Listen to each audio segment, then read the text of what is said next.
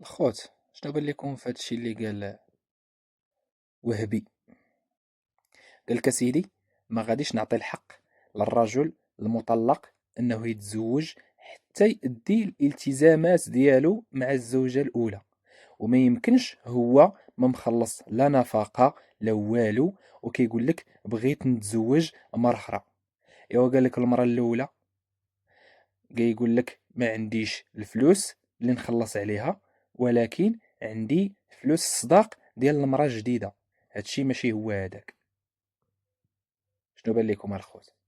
هو الصراحة هاد السيد هذا شي مرات كيضرب ويزقل، ولكن باش نكونوا واضحين، هادشي اللي قال هاد المرة عنده الحق، حيت الانسان ابار هاد القوانين وهادشي اصلا اللي تيديرو، الانسان راه غير من عنده خصو يتهلا في مراتو، سواء حاليا سواء كانت يعني طلقوا، يعني ما خصوش ينساها. والا كانوا عنده وليدات راه ما خصوش ينسى وليداتو، ابار هاد القوانين ابار هادشي كامل. والله يهدي ما خلق وصافي.